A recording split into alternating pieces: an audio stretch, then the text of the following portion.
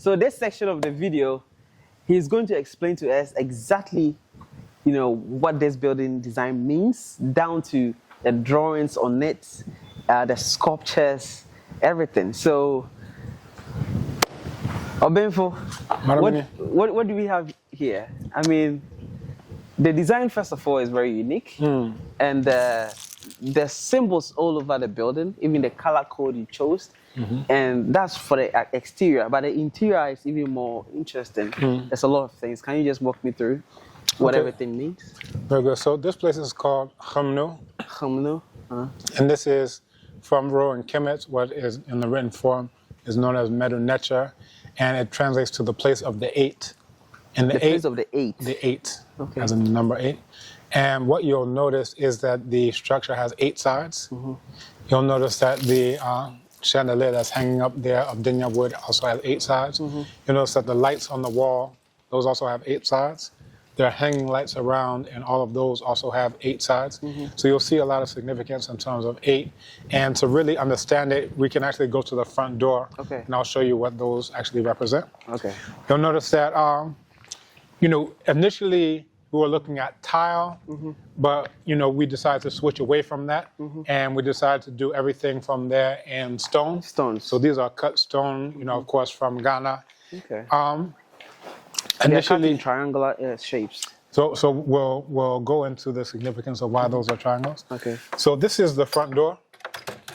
It took a year to carve this front door. It's a single piece of mahogany wood. And when you see the 8, these are the 8 original Nechiru, the 8 original divinities of classical Kemet, a place called Khamnu, which is a place of the 8. And in the creation story there was the idea that in the beginning, everything was wet. Everything was wet. Wet, right? W-E-T.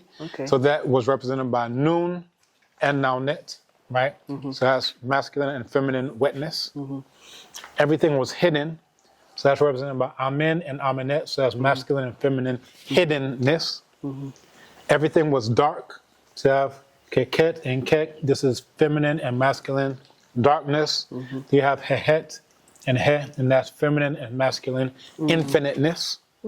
So it's before anything took place, before there was any movement, before creation was created, before anything came into being, that was a state of being, right? And what this is essentially a metaphor for the womb. Womb, as in the woman's womb. The black woman's womb specifically. And the idea is that if you understand creation, then you understand procreation. And if you understand procreation, you understand creation. So the wetness, the hiddenness, the infiniteness, and the darkness, right? And then from inside the 8, so these are the original 8, you could say aspects or characteristics of creation before anything took place. That's what existed. And from there you have Khepra and Atum. So this is a different creation story now. The Khepra is the beetle? Right. Kukurubinsini. So this is, they call it a dung beetle. And in classical Kemet, they would represent the dung beetle as rolling the sun across the sky, right? And the reason why they would look at the dung beetle as Khepra has the ideas of transformation, becoming, right? And the idea is that here you have a dung beetle that's taking something that looks dead. Here you have dung, there's no life in it. But from there, it would lay its eggs, and then at the inundation of Itru Hapi, you'll have all this life that springs forth from it. So this was the idea. And Khepra is the sun in the morning. And then you have Ra, which is the sun at the high point, and then you have Atum, which is the sun at sunset. So this creation story actually begins at the sunset. The idea is that the end is the beginning, and the beginning is the end. So Atum it comes from the word tum, which is to cease, to end, like all those types of ideas, right? It's like tum. So, you have this, you're starting off at the end, because the end is the beginning, and the beginning is the end. I see. And you have, Khepra, rolling here. So this is Atum. And then from Atum, Atum spat out Shu and Tefnut. Shu represents the wind. Tefnut represents moisture. And then you have Geb And Nut and Geb represents the earth, and then Nut represents the sky. And of course, the fire in the sky is represented as her giving birth to, the sun in the morning, and then swallowing the sun in the evening, right? So this is the original idea of where you have like the four elements, fire, air, earth, and water. This is the original idea of what that came from in the first place. From Kemet. It came from Kemet. It's usually ascribed to the Greeks, but the Greeks themselves said they learned about it in Kemet. There we go. So basically you have all the aspects of that which exists in nature, right? And then you have the aspects of that which exists in society. So there you have Asar, which represents rulership. You have Aset, which represents the basis of rulership in the form of motherhood. You have Seteh, which represents military might and strength. And then you have Nebet Hut, which represents care, protection, and so forth. Nebet Hut. Nebet Hut. No, Nebet Hut, okay. Right. So Neb, it translates to, the owner. It's like Ura, right? So owner, and then Hut is the enclosure. So because it has to agree for number and gender, Nebet Hut, so the female owner of the enclosure, and the enclosure is like a place of protection, right? So you have all of those ideas encapsulated there. So this is an entirely different creation story. You have Hamnu creation story. They have Ilnu creation story. So for years, I taught a course at the University of Ghana called Foundations of African Thought. We went through the different creation stories. So for me, it's like, if I know the creation stories, how is that going to manifest when I do architecture, when I do carving? Do I just buy a door from Turkey and say, look, I have Turkish wooden doors? Or do I actually, this is actually stronger. You can't get through this with a 50 caliber machine gun. This is a solid tree, right? So this is mahogany, and I'll show you the size so you can see how thick it is. And then this is a different creation story. This is thought to be the first creation story. You can find on what's referred to as the Sarah Shabaka stone. And the reason why it's thought to be the first is because it was found in what was the first capital, Minnefer. This is where they get the idea or the word Memphis. So when they say Memphis, Tennessee, or anything like that, it's coming from Minnefer. Min translates to an establishment, and then Nefer, beautiful. So like the beautiful place that has What's been the difference established. between Minnefer and Manfe? Manfe, as in Manfe, the town. Yeah. They sound similar. That's what they have in common. So again, you don't just look at this word sounds like that word. You have to substantiate that not only do they sound alike, but they have the same semantic value. And then you can find out how sounds have changed over the course of time systematically. So anytime you do a comparative linguistic study, you're not just looking at one word and another word. That's folk etymology. When you're doing it, you're actually looking at how sound classes change across the entire language. So like, for example, you'll have a vowel shift where like the E sound will become, an A sound, or the A sound will become, something different. I see. So, but this is Pata. Pata. Okay. Right? And Ptah is seen as the potter, as a hewer, as, creator divinity. And the creation took place through these three aspects, Siahu and Heka. Sia is exceptional insight. Hu is authoritative utterance. And then Heka is the power to bring things into being, right? So it's like once you have a deep insight, now you can articulate that insight. Is that a symbol for DNA? No, interestingly, it's twisted flax. It's twisted flax, but it's interesting that you bring that up, that in the Dogon creation story, they talk about a double helix, right? So that's what you would think about in terms of a DNA and a spinning motion from which Amma came out of the original egg of creation. So that's, something significant. Also, you'll find that amongst the Bantu people, where there's this idea of the original motion was a spinning motion. You'll find this in Benin, modern day country of Benin. This idea of in the beginning was Da Aido Hedo, represented as a serpent with its own tail in its mouth. So you have this idea of this spinning motion have something to do with, creation. This is also represented here. So this is Usir with his head touching his feet touching his head. The idea is that the beginning is the end and the end is the beginning. They're at the same place. Here you have Nut, who's represented here in the form of the sky, receiving Ra in the form of Khepra, in the rising of, this dung beetle, right? So, it's a lot of the creation stories rolled into one. Now, for me, I've never seen any particular text from classical Kemet that has all of these creation stories in it, but because I know them, when I'm going to create something, I have the benefit of 20/20 hindsight, where I can bring them all together intentionally, and what you could say is a, quote unquote Pan-African masterpiece. So it's the craftspeople of Equiapim who are able to do this. And when you see this, you see these represent ripples in the water. Because remember, in the beginning, everything was infinite, hidden, dark wetness, right? So that's represented here, but then that's also represented in these two pools that you find out front. There's and then 2 pools? Yes. Okay. And then you find the black stones inside that represent that darkness, the hiddenness, the infiniteness, the wetness. So that's here and that's here.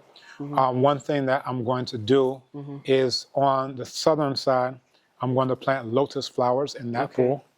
And then on the northern side, I'm going to plant papyrus on this side.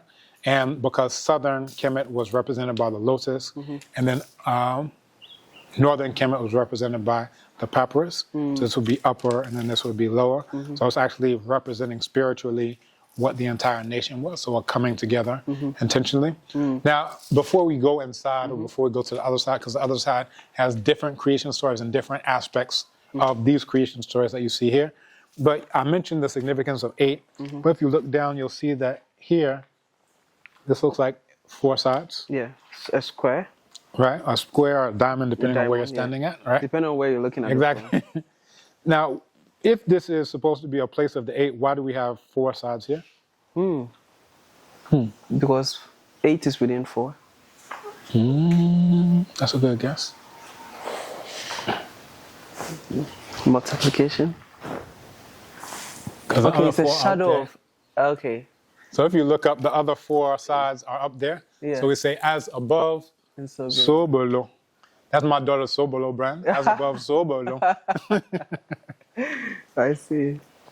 So you were mentioning about the color. So that idea is, the mirror image of, what's up and what's down.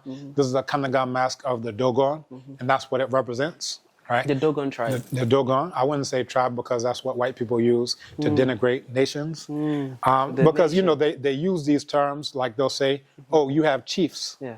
I think we Instead of mentioned kings, before, yeah. exactly. So 1821, they actually promulgated this to the courts to say, oh, you people have chiefs, but then we, the brute, the words that we use. Now, for some people, it's like, oh, it's only English, whatever.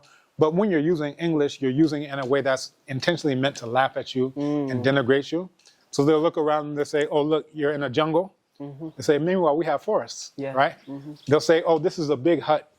They'll say, we have houses, right? So all the things that they're doing is built into the language to denigrate people. Interesting. But, we'll come back to that. So yes, the Dogon people, the Dogon nation, we could say.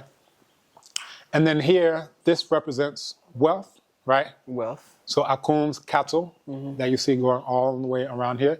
And you'll find this in the Upper East, right? You'll find it in places like Sirigu and so forth. We actually brought people from Burkina Faso. We had Sogosira, we had Alemna from northern Ghana, and they actually came all the way here in order to paint this entire house. Really? Yes. They came all the way from They came all the way from Burkina and Upper East in order to paint this entire house. Interesting. So it took months, I want to say like a good 7-8 months to get everything done. Interesting. So you have to have patience. And then the top is an Adinkra symbol that I created called Abibi Fahudie. It's a combination of Inchinchimye at the bottom and Akobeng at the top. And as you may know, the proverb associated with Inchinchimye is Obrani Kwanye Inchinchimye. Obrani Kwanye. Obrani Kwanye Inchinchimye. It's not straight. Right? Like life's paths is twists and turns. And then at the top, Akobeng Gwana Ihumema. That when the war horn sounds is when you see the brave men, right? So the idea is that for Black liberation, you have to have both, adaptability, and then you have to have bravery in order to come out with, Black liberation. These ones too, if you see here, you'll notice that these triangles are vertical, and that represents masculine aspect, right? But then these are horizontal, that represents feminine aspect. So similarly here, that Aset is the basis of rulership upon which Asar sits, that the female is also the basis of anything that is built on top. Right? So that's the foundation, right? As we come here as well. I'm not sure how well you can see it. Maybe we should start outside the gate so you can see the totality of it before we come in. Sure. But you're a good editor. You'll do however you want to do it. So I mentioned the idea that the beginning is the end and the end is the beginning. Yeah. So you'll see that from outside. Okay.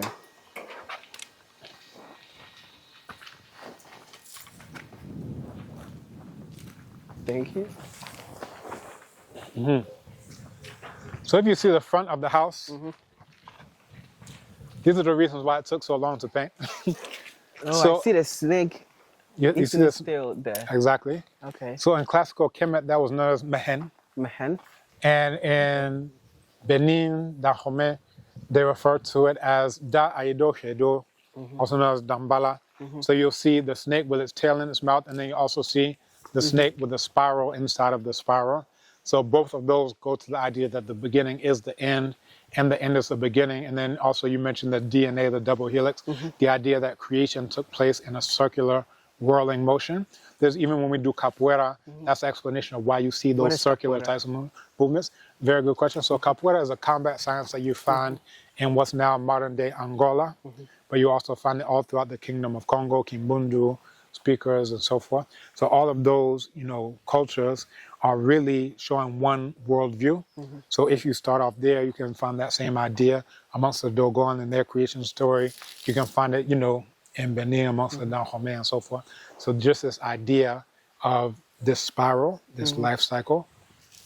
I mentioned the hanging lights also have 8 sides because again, this is the place of the 8. So, when you go to places like I said, like Sirigu, you'll find this color scheme of the red, the white, and the black. And these were like the natural pigments that were readily available in the environment. So they'll still do it in a very, very natural type of way. You see the Kanaga from the Dogon, all of this. So it's all significant. But then crowning the top, you see Heru. Heru, okay. So this is the falcon, which represents traditional rulership because I'm a traditional ruler. And he's wearing the double crown, which represents upper and lower Kemet. So basically, as we were talking about, this is a Pan-African structure.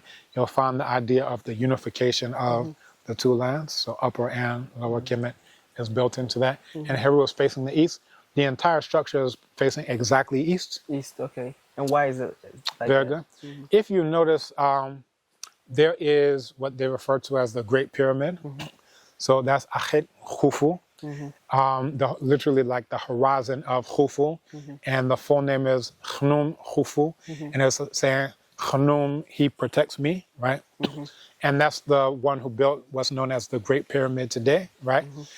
Now, when you look at this, I actually was reading an article, I think like a week ago, that when people think about the pyramids, they think about 4 sides.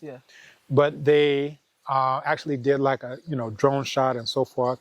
Research to show us actually it has 8 sides, and each side is like concaved inside. So again, going back to the significance of the 8 that you find time and time again, all the way back to classical Kemet, that even what looks like 4 sides really has 8 sides. So yeah, that pyramid is facing exactly north, south, east, and west within such precision that, modern day instruments can barely even start to approach that precision. So look at how huge a scale that is made, but it's directly facing the east. So you'll find that in our architecture, we'll build things where they have significance in terms of solar phenomena, celestial phenomena primarily.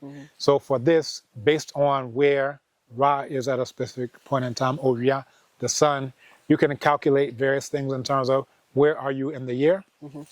It's interesting getting towards the solstice that when the sun rises, it shines directly into where my office is. So it's like, this is a way of charting where we are in the course of the year because it only happens during a specific point in time. And that's how things were built in Kemet. So if you look at, the summer solstice, you'll have Achet Khufu, as mentioned, the Great Pyramid, and Huram Akhet, which is what they refer to as the Sphinx, that on June 21st, you'll find that, the sun rises directly here on this side, and it gives you this type of effect where you'll see the sun behind Huram Akhet, the Sphinx, and Huram Akhet is placed exactly in between these two pyramids on either side. So think about, and I have an article on this as well, think about the science and engineering that went into being able to do something that huge, but calculate on these specific days of equinoxes and solstices, this specific phenomenon is going to happen. So you'll find, they call it hierophany. You'll find this exact same type of thing in Abu Simbel, what's now referred to as Abu Simbel. Ramasu Usa Mahat Rasa Tepinra built 2 temples, and then his side, he did it for him and his wife. On his side, you have it such that on this specific date, the sun rises and it shines directly. There are 4 carvings that are in the inner sanctum, deep inside, like as far as I am, all the way to the front door, that when the sun rises, it shines directly onto the carvings of solar divinities. And that leaves Ptah, who you saw on the top right of the door, who's a creator divinity in the shade. Very intentional. So think about the deep thought that goes into, these ones have solar character, and this is a creator divinity. One should not know, that should not be illuminated in terms of how creation happened and so forth. So we leave that one in the shade. But it only happens on these specific days. So we did it in order to get that same type of effect. So if you line up Khamnu, this house, and the Great Pyramid, they're on the exact same type of grid, north, south, east, west, exactly. Interesting. Yeah. Oh, wow. So how did you calculate that? What instrument did you use to do that? So they used to use what they call plumb lines. We actually use the techniques that they do for setting out these days, you know, GPS coordinates, so forth and so on. So we had, you know, a construction engineer who came in. So from the very setting out, I told them this has to be exactly north, south, east, and west. If we can get engineers from classical Kemet, we don't have to use GPS anymore. I like that. And then you'll notice that Abibi mine is face up. Why? Because it's supposed to be upside down instead of, you know, it's supposed to be right side up instead of what most people are used to, which is upside down. So the African map we know is wrong in terms of where we think the head is. So basically here's north. No, north is down. Here's north, and there's south. South is up. I see. Why is this the case? Why? I'm asking you why. I don't know. You tell us. So there's a map of Amenak. Map making started in classical Kemet. The oldest map of topological interest is over 3,000 years old, 3,100 plus years old, and it was made in Kemet. Now, you know the equator. Most people know the equator. That's like the center part of, you know, the Earth. Many people don't necessarily know the word ecliptic, but that's the apparent path of the sun as it passes through the sky. Now, if you're anywhere in the northern hemisphere, to see where the sun rises, you have to look towards the east, which is southwards, right? So here, you have to look southwards on your left-hand side in order to see the sunrise. And we're also in the northern hemisphere. So if I turn towards the north, the sun is at my back, right? So I can stand here all day, 365 days of the year, and I'll never see the sun as long as I'm standing looking in this direction. I have to look towards the south. And now towards my left, every morning I'll see the sun rise. And on my right, every evening, I'll see the sunset, right? So it's the same thing here. So the first people who made maps, they had to look southwards to their left to see the sun rise. So the oldest map has, of course, on the left is where the east is. I hope you're following. So on the left is where the east is, because it's going to mimic what actually exists in reality. I have to look southwards on my left to see the sun rise, and I have to look southwards to my right to see the sunset. So when they made the map, then the west, the place where the sun sets, is on the right. And as a matter of fact, they use the exact same word for left and east. And they use the exact same word for right and west. So you have Yabit and Aminit, right? So that's one. But then you also have topological, you know, considerations in terms of, you have Itru Hapi, what they call the Nile River. It starts in the Ethiopian highlands. So that's considered to be up, right? And the beginning of everything is the equator, what was called Wepta, right? Literally the opening of the earth, the opening of the world. So here you have to start off high in the highlands and then eventually get down to the Mediterranean Sea to sea level. So also, like, logically, this is going to be higher up. And then that's going to be lower down. So you always represent the north as being on the lowest side of the map, topologically. So the first one is dealing with solar phenomena, but now also topologically, in your mind, you're always thinking that this is higher up in terms of elevation. And it was interesting like coming to Ghana, people still deal with things in terms of elevation. Yeah. So say atomic down. And I was like, that's so interesting because like, if, in the US, they don't necessarily do directions like that.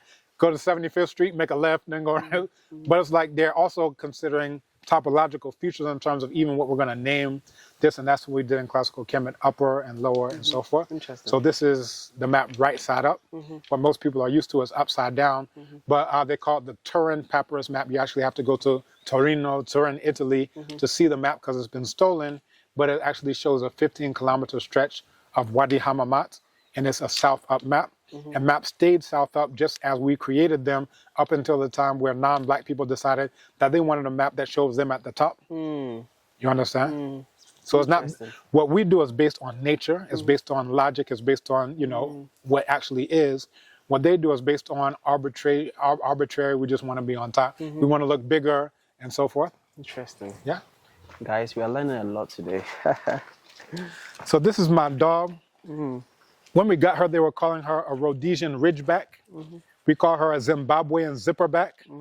So she comes from Zimbabwe. Her name is Chimbwido. She's female, of course.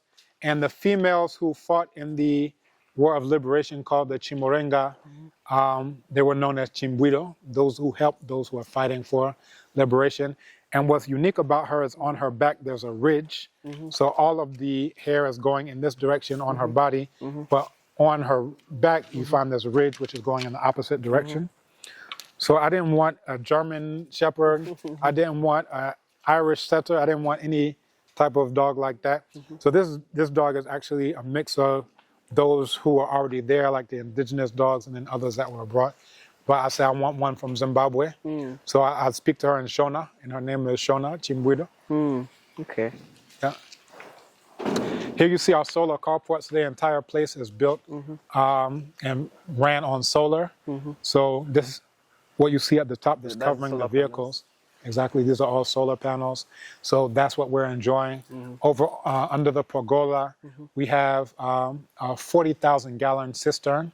And on the right-hand side, this is the water tank that takes the water from the top of the roof down under where Fifi is over there sitting.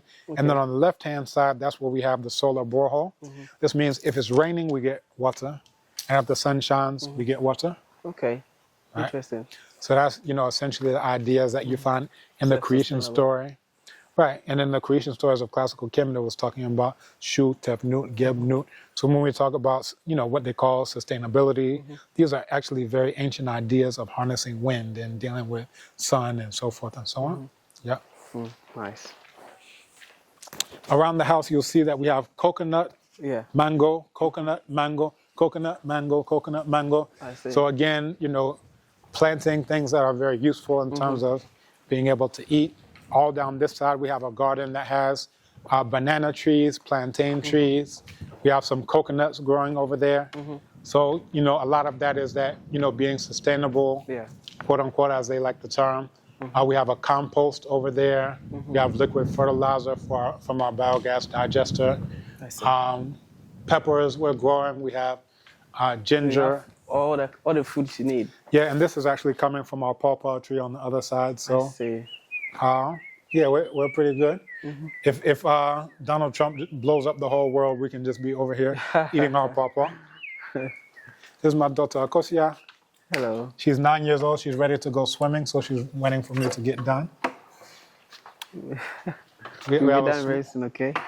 We have a small pool over on the other side that the children enjoy. I saw it over the. Yeah. Let's see. So this is the other side. The flag. Yeah, and this is the red, black, and green flag. As I mentioned in the interview, this was unfurled by Nana Marcus Garvey in 1920 at the UNIA convention. And at the top, you have Abibi Fahudia again. That's the Adinkra that I created. And then you also see the metal work and the woodwork going all around the balustrade or the banister. And that has Abibi Fahudia, again, my Adinkra. We talked about the significance of the 8. How many columns or pillars do you see here? I see 3 here, 3 there. You're still looking? And then, 2. Okay. And then 2 in front, so 8. If you look at the full segments of each one, baako, mmienu, mmiɛnsa, ɛnan, ɛnum, nsia, nson, nwɔtwe. So we have 8 full segments for each pillar. And then also, we mentioned the masculine and the feminine in terms of the triangles as they're represented. Around each door, you find that exact same concept in what's known as bogolan. So you find this, they call it mudcloth. So you find that in, places like Mali, Burkina, so forth and so on. This is a continuation in many ways of the creation stories that were on the outside. So remember in the beginning we had Atum, and then from Atum you had Shu and Tevnut, representing wind and moisture. You have Geb and Nut representing earth and sky. And again, I mentioned the fire inside the sky because she gives birth to the sun and then swallows the sun, right? So those are, the natural elements. And then in terms of social elements, you have Asar, you have Aset, you have Setech, and you have Nebethut, right? So that's that. And then also we had the same creation story from the Min-Nefer. You have Ptah, you have Siahu and Heka, right? And then this is Khemnu, the original 8 characteristics that pertain at the beginning of creation, before creation began creating. And it's really not creation, it's transformation. When they use the word khepra, like you'll read the creation stories as they call it creation story, but it's really transformation stories because everything is transforming from this into other forms. So it says khepa, khepra, khepuru. Were these real people in human beings? Or? No. So all of these are concepts and ideas of masculine and feminine hiddenness, masculine and feminine. And as a matter of fact, like when they talk about Asar, Asar represents the constellation, the belt of the constellation now known as Orion. So when they say Asar is the father, and then they say Aset is the mother, Aset is representing Sopdet, what they call Sirius. So if you look on the star system? Yeah, the star, right, the star system actually. So when you look at the time of the winter solstice, this is actually coming up, so any viewers who see this, around the time of December 21st, 22nd, 23rd, 24th, and then 25th. Which is when Jesus Christ, according to the story, was... So you're actually about to find out what that's actually all about. Okay. So that's the imaginary white boy on a stick, Obruni Chinchinga. But if you actually understood that story, if you actually heard that story, it's actually referring to something that you can see every year at that time, on December 25th, which is at that time the sun gets to its lowest point in the sky. I used to, when we lived at Hacho, we had like a flat roof, and you can download an app called Sky Map, and you can actually see this happen. So you find that the sun gets to its lowest point in the sky, right? Yeah. So that's the winter months and, further latitudes to the north and south and so forth. But it gets to its lowest point. It stays at its lowest point perceptibly for 3 days. So when they talk about, the Savior died and stayed dead for 3 days and then rose again, yeah. Again, that's actually talking about the sun. Astrology. It was astronomy more than astrology, but it's actually talking about this is what's going on with the sun. When they talk about 12 disciples, they're talking about the 12 constellations in which all of this is happening, because you have this precession of the equinoxes, like what constellation is in the background at the time of the equinox, which is when the sun, the daytime and the nighttime is at equal points. That's the equinox. That's where you say equal equinox. And then the solstices, you have summer solstice, the sun at its highest point, and then the winter solstice at its lowest point. I see. So that's what this is actually all about. So you have those 3 stars, which are pointing to Sopdet, which is what they refer to as Sirius. And that line that goes from those 3 stars in Orion down to Sopdet, it points to exactly where the sun is going to rise on December 25th. Interesting. And literally, December 25th, go and look at, just follow the line. So in the story where they say, there were 3 kings or 3 wise men who, went and they were trying to find where the son was going to be born and so forth, where the Savior is going to be born. Those 3 kings or 3 wise men or 3 whatever they are, those are those 3 stars in the star system. And they're pointing to the Virgin Mother, which is Aset, which is why when you go to like the temple of Seti the first, it's actually showing you... Is he holding an ankh?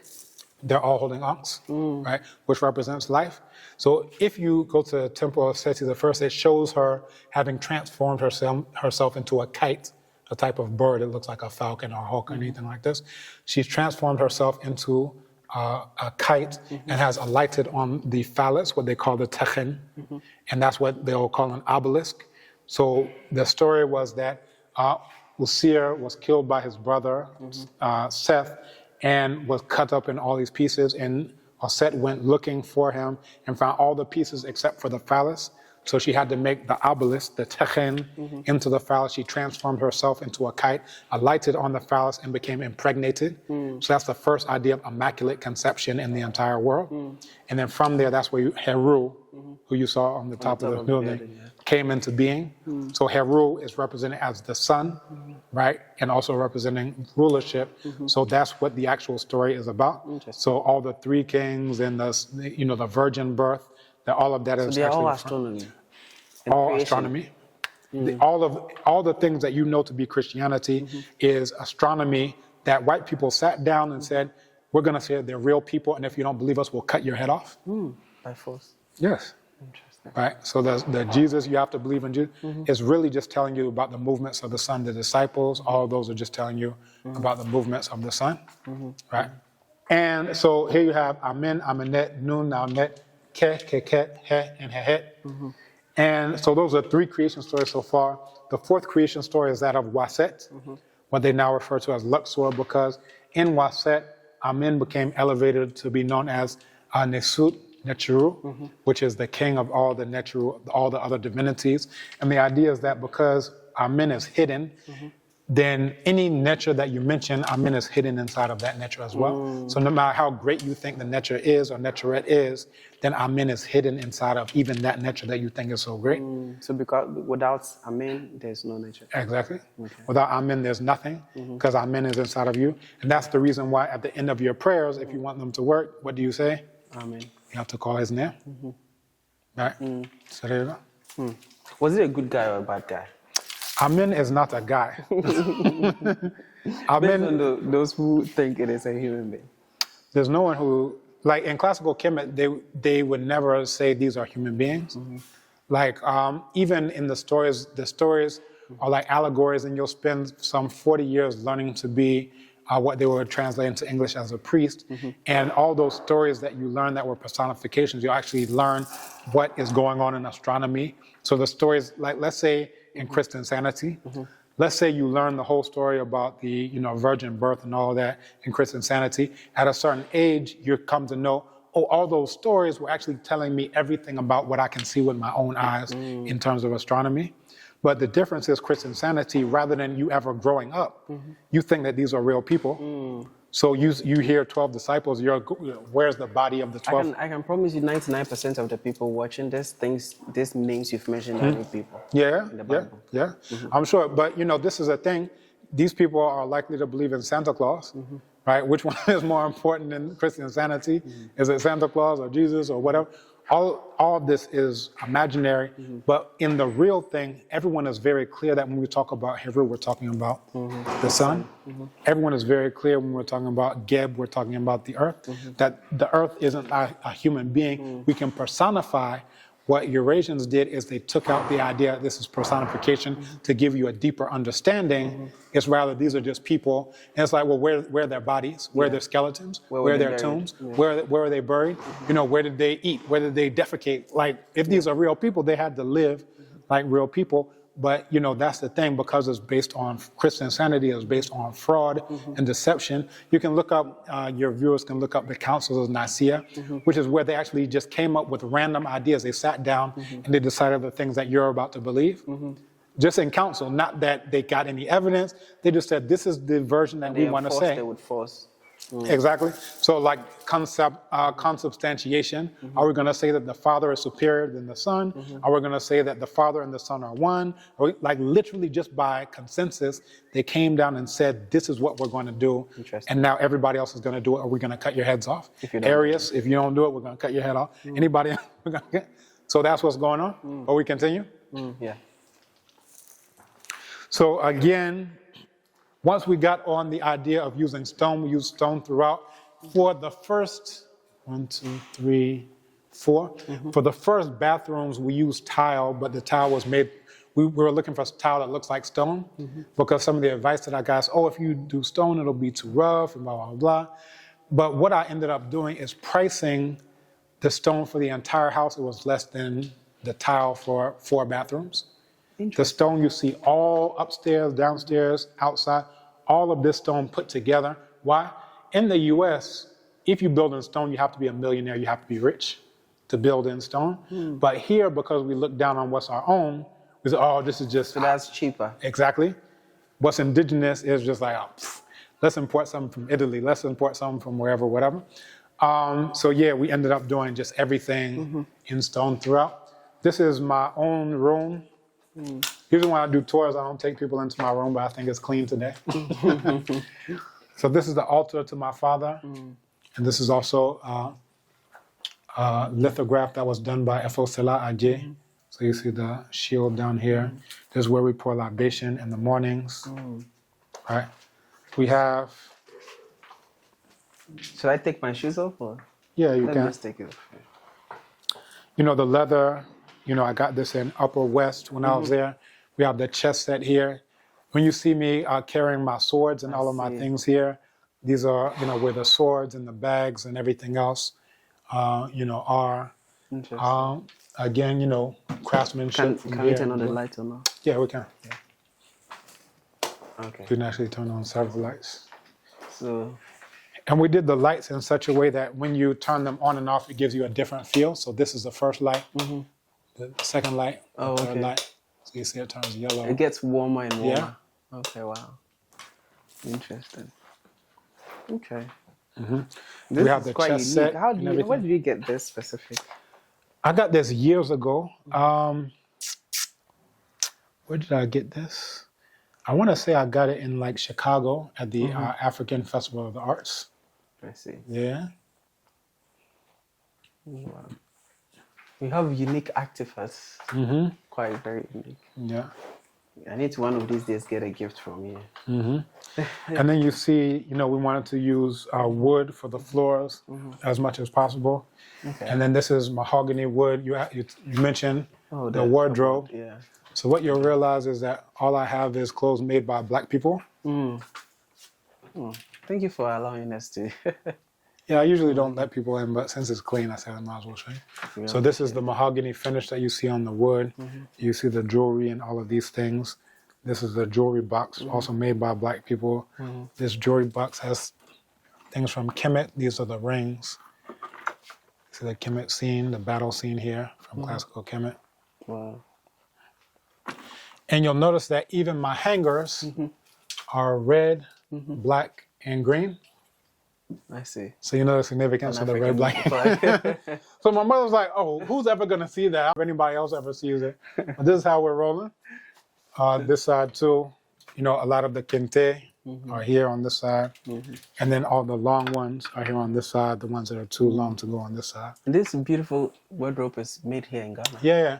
I can give a shout out to Agowu Furniture out on the Dodua Road. Okay. So they did all of the woodwork that you see here. Interesting. Wow. And I see that's the washroom, right? Yeah, this is the washroom. It still have the symbols. Even you see the Medunecha written here. Even the hand washing basins you see is the wood that we use for that. Wow. Interesting. And as you see, the tile was, I got the tile because it looked like stone because I wanted to do stone in the first place. So it's supposed to look like a marble type of stone, whatever. But then when I actually priced the stone, I said, I will never buy another tile in my life. I was so. And because the money will even go to someone else. Yeah. But you know, for me, like growing up in the US, you feel like you're doing something if you buy something from Black people. So at least I bought it from West Africa Decor Tiles. I asked, is this Black owned? Yes, it's Black owned. So at least, you know, we can get it from Black people. Which is good. And what is this before we move on? The stuff? Yeah, so these are different staves. So this is Sankofa. I had this ever since I was in Archiame from my mother. My mother's in Okomfo in the Akan tradition. So I served as her Archiame. So she has Sankofa Abusian. So this is the Sankofa staff that I used at that time. And the other ones are staffs and canes and other things that I've gotten over the years. This is the Nyami Nyami that you saw. The first episode we did. Exactly. This is Yoruba. This is Dogon. This is a spear that you see here that comes from Congo. I had it reset. Right, so all of these are just, you know, staffs of authority. Interesting. And we have, the wide windows. So in the morning. The carpet is also from Dogon, right? This is from Upper West. Upper West, okay. Actually, I bought it in Upper West, but they made it in Upper East. We met a guy from Upper East who was in the Upper West selling this. Oh, wow. Yeah. But, we wanted to have these wide windows. And what you see is, even in terms of architectural design, we have it such that during the day, you don't have to put on the lights. I see. So there's more lights coming Exactly. So you have natural light. We don't have air conditioner. If you open up the windows, then that's where you get the breeze. I think my sister was a bit hot. We can open up the windows. Yeah. So then you can get the breeze. And then, all of the, shoes and whatnot that I wear. I even have red, black, and green sneakers that we go running around in. Wow. And again, that's the altar to my father and to the grandcestors. Wow. This is beautiful stuff you got here. So we do an auction as part of the Abibi to Me conference and the Abibi Fahodie festival. So King Soma, who's my personal griot, he made these for the children so that they can learn how to play. Okay. Right. So these are called ngoni. It's like the kora, but it's the grandfather of the kora. So each of the children have their own. And then, imagine growing up in a place as a child where you learn kente. I see. So all the proverbs, the names, all of that, the different patterns are here. Wow. These are the art pieces that were made just for the conference and for the festival. So a lot of significance, even in terms of, as you see, that Bogolan style, you have that exact same style on the flagpoles. And then, we mentioned the different positions of the sun. So sunrise, at the highest point, sunset, and then midnight. And that's what this is here. It's called Dikenga. Dikenga in the Kikongo language. And then here as well, this is the dining area. And you see, so my father passed away, but he eats with us every night because we keep his image here. Now here, this is circular because the idea is that the same way that life revolves around the sun, right? It's a similar thing in terms of the food that we eat that's supposed to give us life. Now, some of you who are eating KFC and pizza, you think it's supposed to... life, you're eating death. Opposite of that, yeah. You don't have a lifestyle, you have a death style, as my father would call it. But, so this is where you will put the food, and we're like the satellites around the food. So it's radiating life to us. So that's why we have this in that same type of circular, style here. If you notice that the stairs are made out of dinya wood, which is an indigenous hardwood, very well done. If you come here into the kitchen, this was also done by Goru Furniture, the mahogany finish and everything. It's incredible. This is the ancestor plate, so we always do an ancestor portion anytime we eat. I see. And we did, the entire thing. Like I said, we didn't want to do tiles anymore. We just have the stone on the walls everywhere. And then, of course, we went to Black people to even get the granite countertops and everything else. So. And as you're cooking, you go out and you see a beautiful view. And you get inspired to cook something even better. So we'll go upstairs and see it from high because the best view in the house is upstairs. Interesting. So you only see the light here during sunset? So because of the shape, you get the light on some direction, here, there. Okay. Yeah. Okay. But the only time it comes in directly is at sunset from here. Okay. And you see it gives a nice effect. Yeah, it does. Yeah. Yes. This is much. How long did it take to build this? We started the setting out in 2018, and we finished somewhere around, let's say 2022, 2023. Wow. Matter of fact, running up into the Abibi to Me conference, the first one is when we were doing a lot of the finishing up. Okay. This is my son who's also waiting to go swimming, waiting very patiently. This is the office where it all happens. My parents had a bookstore and cultural center, so this is probably 10% of their books. Most of them are in the 40-foot container on the other side. I see. But they're bringing them all here. Yeah, so they're all here, on the other side of the land. Compound. Yeah, on the other side that I showed you, where the stage is. Yeah. And there are books filling up all of that section. These are the different degrees and awards. So this is the most recent one, Provost Publications Award 2024 for the book, for the publication 400 Years. ancestors disappear, historical misorientation, and disorientation in the year of return in 400 years narrative. So this idea that, enslavement it's like a biblical thing they're operating on. It started 400 years ago when we're actually showing documentation of it happening long before 400 years ago. So that was that. And it was so earth-shattering that they decided that's worthy of an award. This is the Vice Chancellor's Award for the best PhD thesis. This is my first Provost Publications Award. So out of the 3 publications awards that they had, I've earned awards at 2 of them. The rest are like degrees that I have. And most of them are given to you by the University of Ghana? Yeah, so University of Ghana, but then degrees from the other places I attended, Morehouse College and the United Snakes and so forth. United Snakes. This desk is also from Agoro Furniture. So, I like their quality. So those who are looking at doing woodwork, they do a very good job. And you notice also the door frames are wood. The ceilings are wood. A lot of places you go, they'll use like this plastic ceiling or POP ceiling. But we actually wanted wood ceilings everywhere. I think it's very cool in here. Yeah. There's no AC, right? Yeah, there's no AC. But it's cool. Yeah. And even the ceiling fans are made out of wood. All right. So if you see them. So we want to, like I said, natural materials. This award there is the Marcus Mosiah Garvey Foundation Award for Excellence in African Studies. So yeah, others of these gifts came from the Umsuman Kwahine, the spiritual head of all the Asante people. The artifacts? Yeah, the artifacts that you see over there. Interesting. And on Mondays, the children learn Chi. On Tuesdays, they learn Yoruba. All of this is Yoruba. Wednesdays, Wolof. Thursdays is Merunecha, so they even did their Merunecha today. Hieroglyphs. Yeah, what they call hieroglyphs. So this is the Merunecha from today. Merunecha. Right. And then Fridays, we rotate between Kiswahili and Kikongo. So this is also, it's my office, but it's also a classroom for them. For kids. Yeah. Impressive.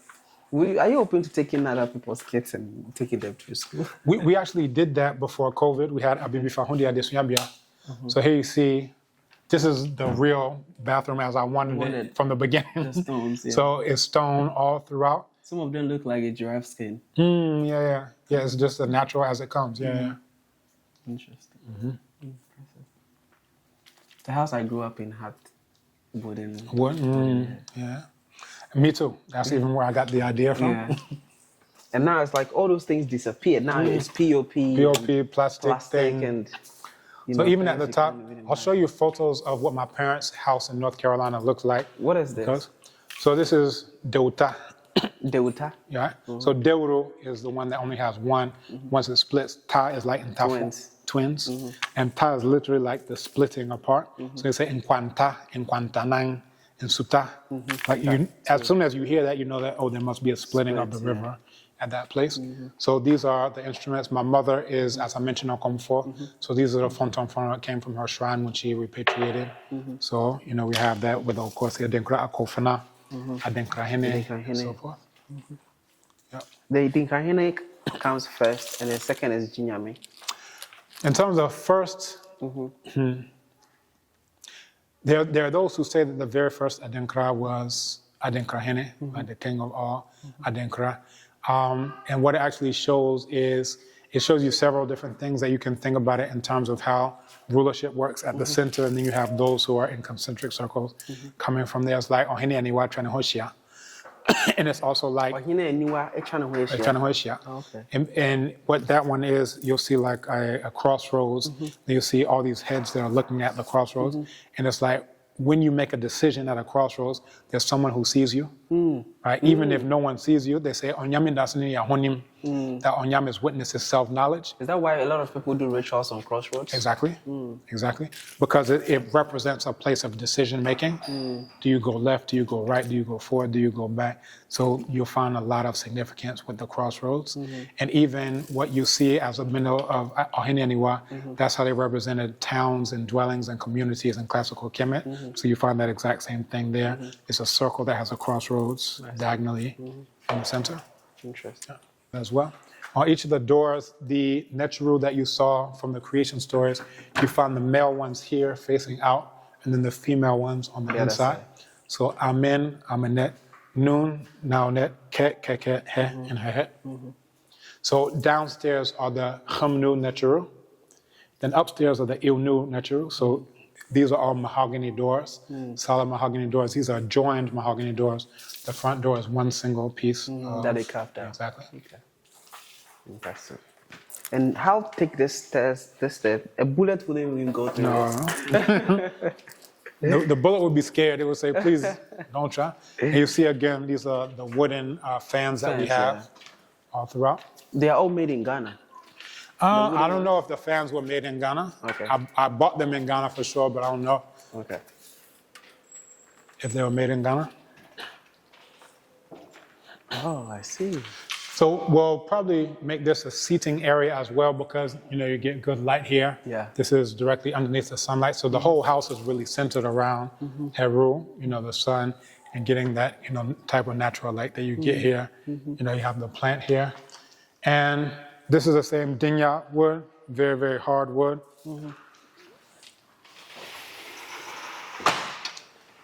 And this is the best seat in the house. To look at the best view in the house. Wow. So we play Owari sitting out here sometimes with the doggone chairs. Wow. Me and our daughter Akosia, we do that. Owari. This is the authentic African, Kemet life. Kemeti. Life. Okay. So over on this side, we used to farm this. I had a caretaker who farmed this plot here. I see plantain, banana. Yeah. Palm nuts. Yeah. So all that's there. We're going to, grow small things on this side as well.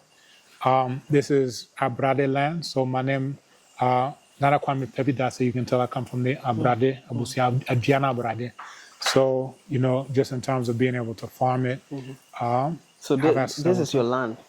This isn't my land in terms of ownership, but you have people. It's more of a traditional system that people are allowed to farm, land that's around them. Okay. So, we'll probably just do like some tomatoes or something small here on this side. Okay. But most of the gardening we do inside of the compound itself. The view is incredible. Yeah. The view is why I bought this land. I'm really a sucker for views. Off in the distance over there, it's a bit hazy as we're getting into the Hamatan. So it becomes foggy? Yeah, a bit. Some of it is from the dust in the air. It really gets foggy around like September.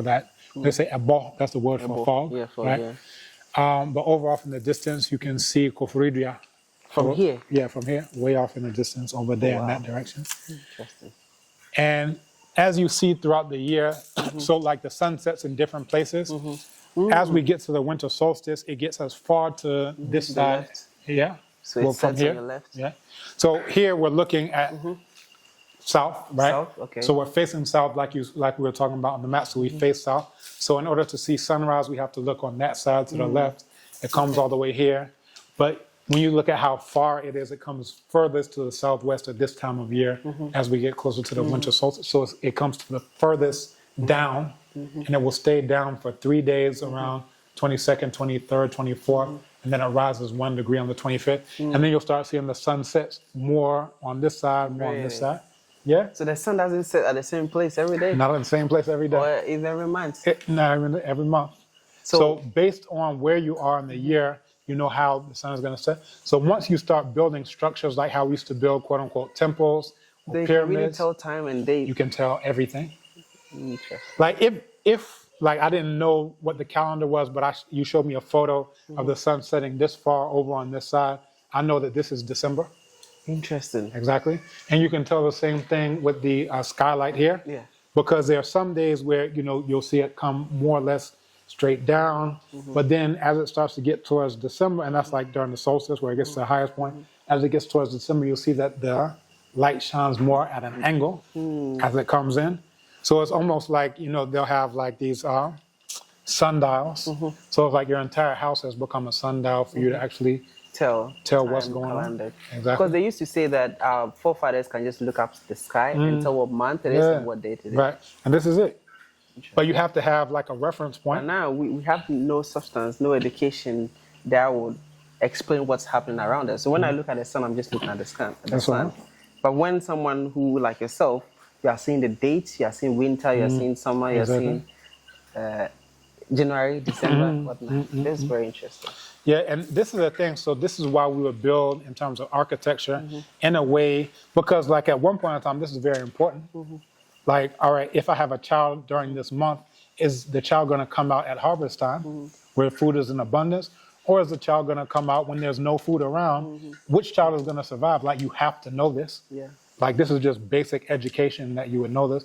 But now, because of being alienated from reality, alienated from nature, like, there's no need to have a house as a reference point. I just have a house because it looks cool. Like, there's no... And these are the hanging lights that I mentioned that have the eight sides as well. Yeah. It gives a very interesting thing at night that it shines up and you see 8 projections up on the ceiling here. Interesting. Yeah, very, very Who come up with that design? I just found it. So I saw that, where did I go to? I think it was City Lights or so. And I saw they had an 8-sided light. I said, I need an 8-sided. And you made it yourself, right? This one here too, 8 sides. I see, yeah. So when you turn it on, you see against the wall like 8 projections. 8 corners, yeah. Impressive. Yeah. And then this is, like I said, the best seat in the house. This is the hammock we got going here. Let's see. I mentioned that I homeschool. Oh, and these are the other natural. So these are the Nunu natural. So Shu, Tev, Nut, Geb, Nut, Asar, Aset, Seter, and Nebet. What does the eye represent? So if you see, this is the ear sound.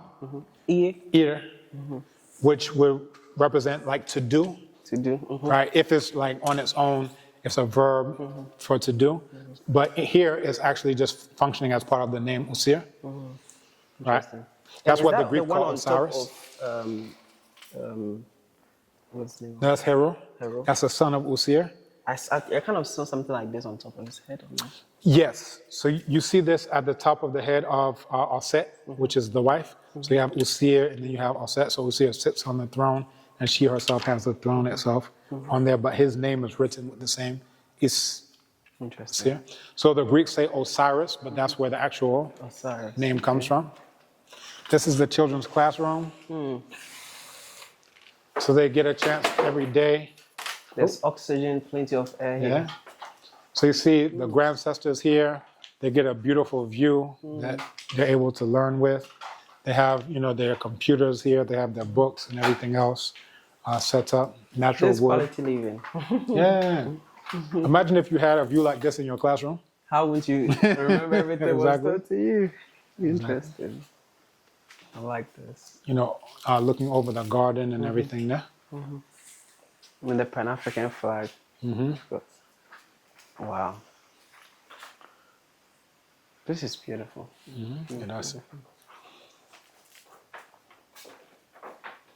And that was the name of our school, Abibi Fahundia Desnyabia, which is the Black Liberation School. Yeah. And that's also one single piece of mahogany wood that we had carved out. Impressive.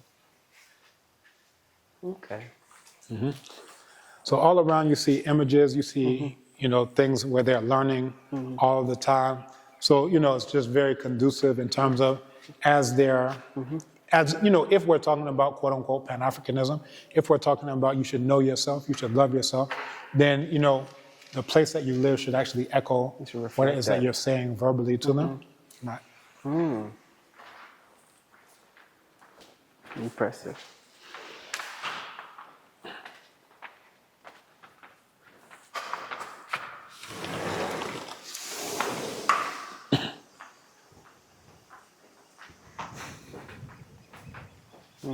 And this is what I mentioned as well in terms of the solar carport. We have additional solar panels over on the pergola. The pergola is also made with hardwood. You see the metal work, you see the woodwork. Very, quality craftsmanship as far as that goes.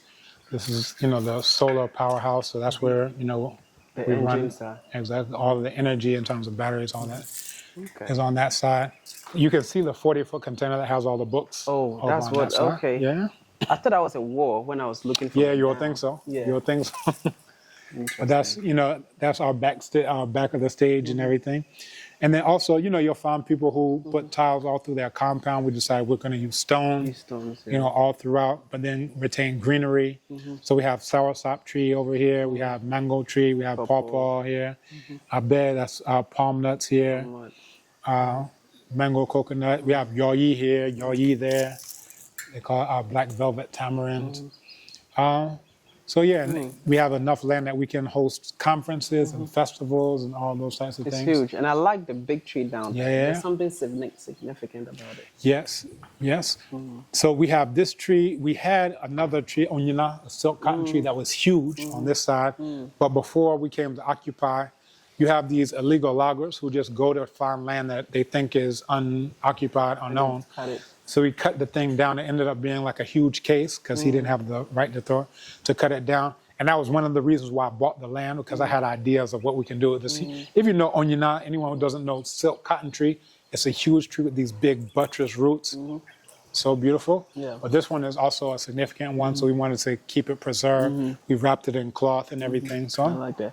And one of the, I mean, I've seen a lot of houses being built by stones like I see on the floor, and they are the ones that last longer, over a very long period of time. Even if you go, I went to Zanzibar, and one of the stone town, I realized that the walls were made with this specific design and stones that you have used for the floor. Interesting. Wow. So in classical Kemet, we used to build for eternity. So that's the idea, is that what we build, we are building for eternity. Interesting. Is it affordable for someone to build something like this? It depends on how you finish. It was like the construction, this is actually out of earth blocks. So rather than the concrete or sandcrete blocks, this is actually the laterite blocks.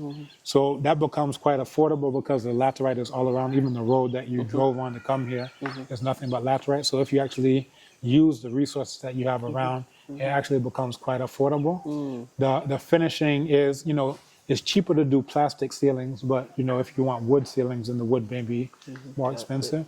But then on the other side, you'll save money if you do stone, because the stone is much cheaper than the tile, right? So you'll make your own decisions based on your budget. But I would say, using indigenous things like the stone, like earth blocks and things like that, that's a way that you can reduce your costs. Wow. So you were the one who championed the architecture and everything. Yeah. Would you provide that service for anybody? So I actually have an architect. It's interesting. As soon as I started working at African Studies, it was 2014, I met a guy and he said, I've been trying to meet you. He heard me, I think it was on Joy FM or something like this. And he was like, I wanted to meet you. Because he heard me speak and he was just like blown away. He was like, I gotta find this guy. So his name is Jiwanu Sefoka. Jiwanu Sefoka. So he's my architect. I always recommend him. So what we do is, so he does all the architecture, and he has very good design principles in terms of light, in terms of natural airflow and things like that. But for me, my thing was, there's something with the worldview. So basically the course that I taught, Foundations of African Thought, if that course became a building, it would be this. All of what I'm telling you, it was like in the course. But imagine I know all of that in the course, and then I go build a box with, air conditioning inside, right? Like what am I doing? Right? So again, what we know is supposed to manifest in the vehicle we drive, in the energy we use, in the structures we build, in the clothes we wear, and the languages we speak. So like I said, every day of the week, our children are learning another language of before Black people. So, and I feel like if more people just did what they themselves say needs to be done, we'd be a lot further as a people, right? And then of course, there's the Grand Hester Garden that has... So, thank you so much for showing me around the house and then explaining what everything means. You know what? We actually didn't explain everything. Let me give you the last thing. Okay. That you see here, this is a void, right? In the Bambara creation story, they say in the beginning was a void called Fu. And then from inside the void, you had Gla and Dia. Gla is the creating but uncreated principle of continuous creation. And then uttering a voice from the void, it created its double, which endowed life and creation with a dialectical nature. So from there, you had Zo, which is human consciousness, and Yo, which is purposive thought. And then from there, everything came into being. So again, you have those 4 original, and then the 4 becomes 8. The 8 becomes 16, the 16 becomes 32. And that's how we do divination systems as well. It's also, this is the Yoruba creation story, representing, this infinite wetness that existed in the beginning. So that's why there's a void here. So one time I brought someone, he was like, why don't you use this space? Well, part of it is because we want the light to come and filter down through the entire space. But then two, even this is part of the creation story. This is Dikenga, like everything you see has a meaning. So like we've just done like a brief walkthrough. I haven't even gone through the meaning of everything. Yeah. So yeah. For that one, that'll be 24 hours. You just won't eat and you'll just stay here. But we've covered a lot of ground. The front is like the facade of the what they would call in classical Kemet, the palace, of the ruler. Serech is what it would be called. So everything that you see here has a meaning. There was a lot of thought that went into what you see. And hopefully those who are interested in repatriating to Ghana, again, we have repatriatetoghana.com. If you want to learn how to repatriate with those who are very successful in terms of career-wise, as a professor, multi-award-winning scholar, traditional ruler, as you see. And yeah, we can make sure that you're successful. Your repatriation is also a huge, stunning success. So you'll get your own peace, P-E-A-C-E, of paradise in Ekwepe Mampo or anywhere else here in the land of black people. Because again, we want to make Kemet black again. I like that. Thank you so much for talking to me. No problem. All right, guys, if it's your first time here, please don't forget to like the video. Listen, I've learned a lot today, and I know you have, done the same. So like it. And then YouTube told me a lot of you guys forget to subscribe, even though you love the video. So please subscribe. And then let's go to the comment section. Let's get the engagement going. If you agree with what he's saying, comment down. If you don't, also comment down. If you like, comment down. Everybody should comment down, right? This is not TV back in the days where you don't have an opinion. You don't get to share your opinion. YouTube allows you to share your opinion. And I know everybody watching have an opinion. So always feel free to share your opinion.